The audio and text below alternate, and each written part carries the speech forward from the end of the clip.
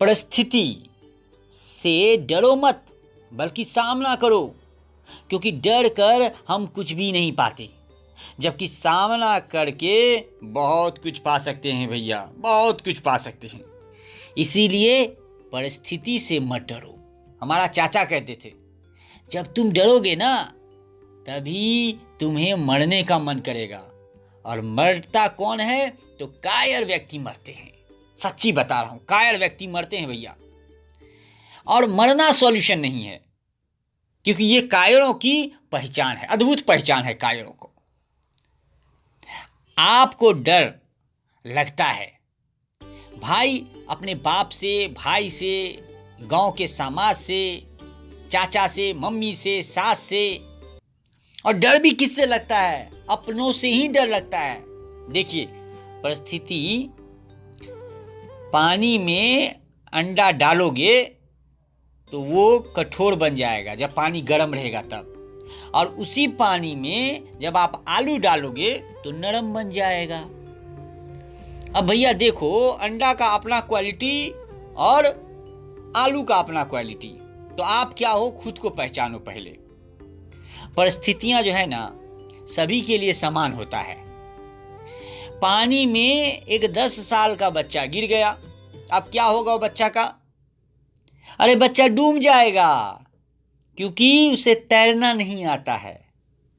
फिर से उसी 10 साल बच्चे को, फिर से उसी 10 साल के बच्चे को गिरा दो, अब वो बच्चा क्या करेगा?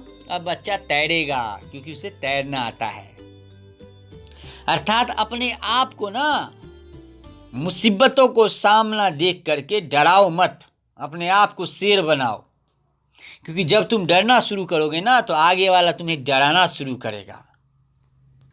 और एक बात सुनिए, परिस्थिति जब आपको लगे ना बड़ा कठिन है परिस्थिति, अब आपसे संभाल में नहीं होता है, तो समझ जाना तुम बड़ा भाग्यशाली हो भैया, क्योंकि वो भगवान जो है, वो कृष्ण कन्हैया, वो आपको ऐसा ऐसा ऐसा प्रश्न दिए हैं जिसका सॉल्व कोई नहीं कर सका, लास्ट में आपके पास आया है। अर्थात प्रॉब्लम जो है वो बड़ा आपके पास आया है। अब तुम हीरो हो, और भगवान ऊपर से देखते हैं डायरेक्टर बन के कि तुम कर क्या रहे हो, तुम भाग जा रहे हो या लड़ते हो उस परिस्थिति से, उस प्रॉब्लम से। जब उसी परिस्थिति को खेल समझ के सॉल्व करोगे ना तो twinkling of an eye solve हो जाएगा।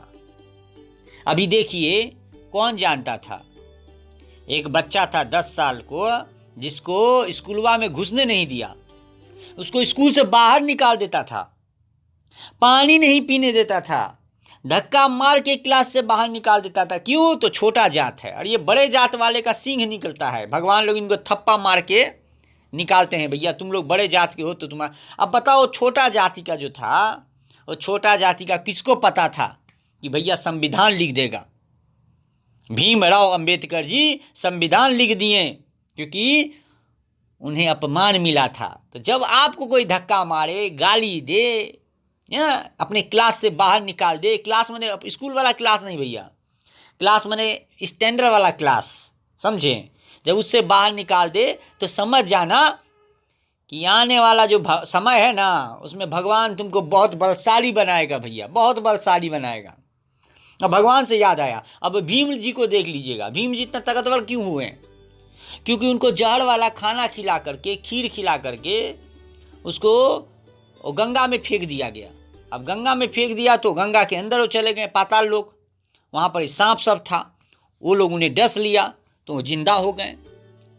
अब वो ताकतवर बन गए, और ज़्यादा ताकतवर बन गए, अपने नाना गाँव पहुँच गए, वहाँ जाके और ताकतवर। देखिए भैया, परिस्थिति जो है ना, समय, वो जब आपको कुछ अलग करके दे तो डरो मत, घबराओ मत, बौराहा लोग की तरह ताकतवर बनो, ताकतवर, समझे भैया? बोलना हमारा काम था, समझे? हम तो बोल दिए। और लास्ट में एक बात बता दें, कितने व्यक्ति होते हैं ना जो अंधेरा से भी डर जाते हैं, इतने भी बुड़बक लोग होते हैं। तो अंधेरा से मत डरो, क्योंकि अंधेरा में ना हमेशा सितारा ही चमकते रहता है, समझे?